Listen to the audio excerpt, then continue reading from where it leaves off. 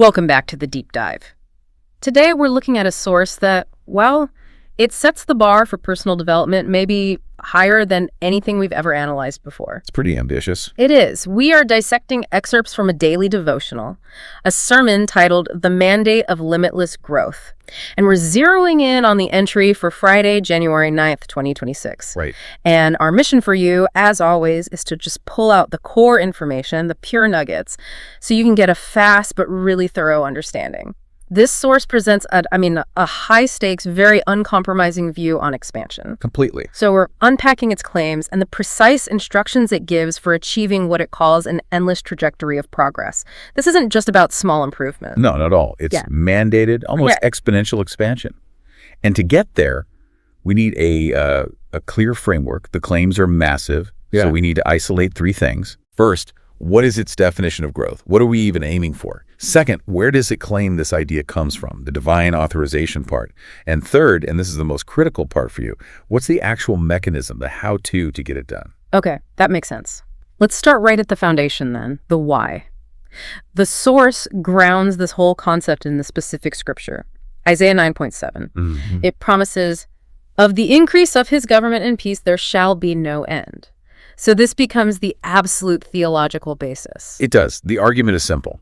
If the kingdom's expansion is limitless, then a life connected to that kingdom has to, mirror that same quality. Yeah. Increase without end. And what's really interesting is how it frames growth itself. It's not just a goal. No, it elevates it. The source calls it a divine attribute. And just, think about what that implies. Okay. If growth is an attribute of God, then anything connected to God has to grow. It's inherent.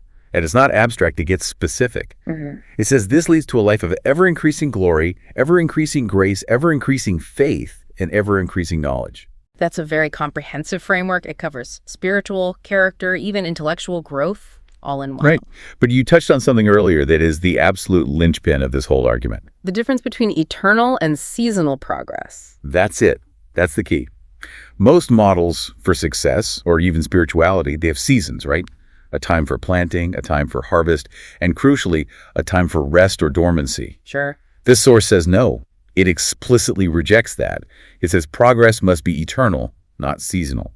So dormancy or going backwards or even just staying still, that's seen as an unnatural state if you're under this mandate. That sounds, frankly, exhausting. If there's no down season, doesn't that require an almost superhuman level of constant effort? It's a great question. And the source handles that by rooting the expectation in the authorization, not in your personal capacity. Ah, I see. It's presented as both a gift and a command.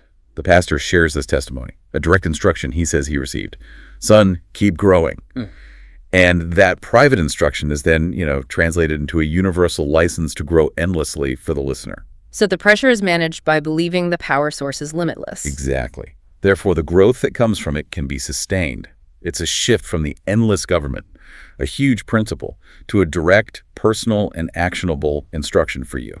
Your life, your influence, your impact all authorized to follow that same trajectory. Precisely. Which brings us to the next logical point, the scope.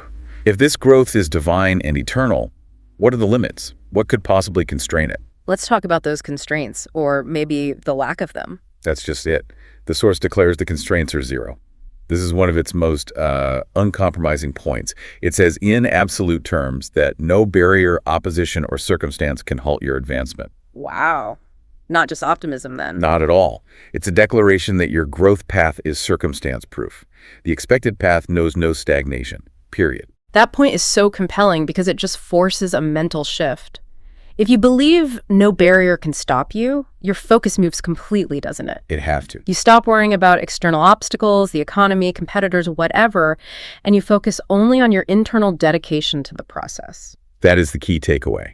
External opposition is defined as, ultimately irrelevant to the final outcome. The growth is mandated to just override it. Mm-hmm. And the scale of this override is, it's illustrated really well by the next verse the source brings in. Isaiah 60.22. And this is where the scale just explodes. The verse says, "A little one shall become 1,000, and a small one a strong nation." See, it takes that personal, eternal growth and projects it onto a national level of impact. From a single point to a massive entity. Yes. You connect that sweeping transformation back to the personal mandate, and you realize The level of change expected is truly exponential. We're not talking about just getting a raise. No. The mandate implies a trajectory that leads to a nation-building scale of influence and impact. So you have this authorization for unlimited progress with zero tolerance for setbacks. That covers the why and the scale. So now, for you, the listener, this next part is vital.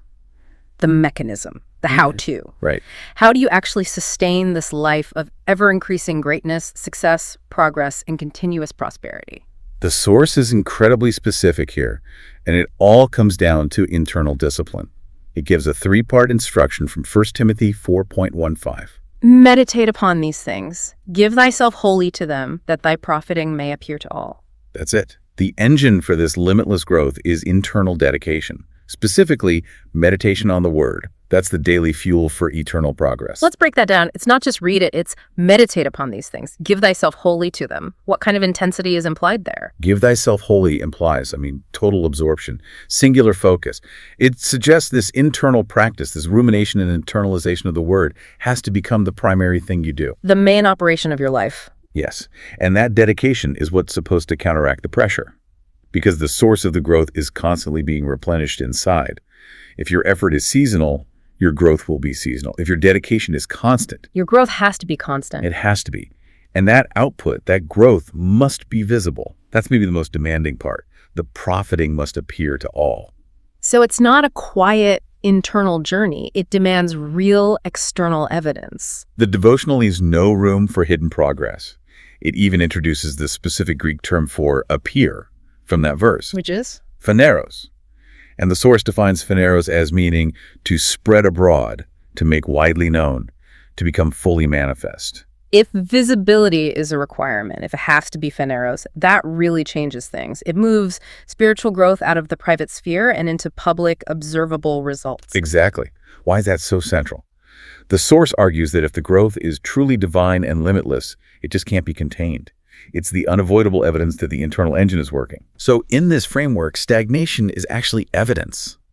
It's evidence that you haven't given yourself wholly to the meditation. And to really drive that point home, the source uses a powerful analogy. It does. It tells you to keep towering higher and higher as a mighty edifice, which is such a strong contrast to the quiet internal act of meditation. The edifice analogy is perfect because it implies structure, integrity, and mass, not just superficial expansion. For you, the listener, this means observable results in your influence, your finances, your organization, your spiritual depth. The internal work is the foundation, but your life must become a landmark, a mighty edifice. And the text says the life of God in you knows no stagnation. Right, which is the opposite of towering higher. Okay, so that sets the stage for the practical daily stuff. If the only way is up, how do you stop yourself from slipping or just settling? What are the specific behaviors? The text gives 3 clear, active instructions for your mindset. Non-negotiable behaviors. First, refuse to think small or settle for less. An active rejection of limits. Second, keep stretching forward, which implies intentional, maybe uncomfortable effort. And third, keep expanding your vision and enlarging your borders. Enlarging your borders. That sounds like that Isaiah verse again. Going from a small one to a strong nation. Is that meant literally, like geography, or is it metaphorical? Given the context, it's comprehensive. It means refusing to operate within any limit, whether it's self-imposed or external, financial, geographic, influential, all of it. So you have to constantly seek larger responsibility. Yeah, you have to. The argument is that your borders are only constrained by your vision, which is why the very first instruction is to refuse to think small. And all this is tied together with that beautiful metaphor from Proverbs 4.18. The path of the just is as the shining light that shineth more and more unto the perfect day. It suggests acceleration, not just slow improvement. It summarizes the whole trajectory. It's not just continuous, it's accelerating, shining more and more. The text frames it as the expected result. Keep winning, keep growing, and keep making progress from glory to glory. So your growth in year 5 should be exponentially bigger than in year 1. No plateauing. No plateauing allowed. But what sustains that? Sheer willpower isn't enough to power that kind of relentless expansion. And that's where the source connects it all back to its anchor. Sustainability comes from being rooted and built up in Him. It cites Colossians. The structural analogy again? Exactly. The external expansion, the edifice, the shining light, it's all supported by deep internal stability. The expansion is secured by being rooted in the foundational faith. Okay. So to synthesize this for you, the listener, What this deep dive shows is a mandate for growth that is eternal, non-seasonal, and driven by a divine attribute. The method is total internal dedication meditation, and the result is unavoidable external visibility. Phaneros. Leading to an exponential nation-building scale of progress. And this whole thing, this trajectory, it only has one endpoint. Right. It's not when you decide to retire or slow down. The expectation of winning in progress continues without end until the rapture takes place. It's presented as a permanent state of being. And that raises one final, I think, provocative question for you to consider.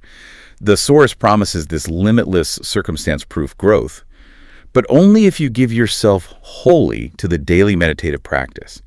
So if the growth is truly limitless and eternal, what does that imply about the necessary pace and intensity of that daily dedication? Is the effort to grow, the giving thyself wholly, as limitless and unending as the growth itself? Something to mull over as you integrate these insights into your own thinking. Thank you for diving deep with us today. Thank you. We'll catch you on the next deep dive.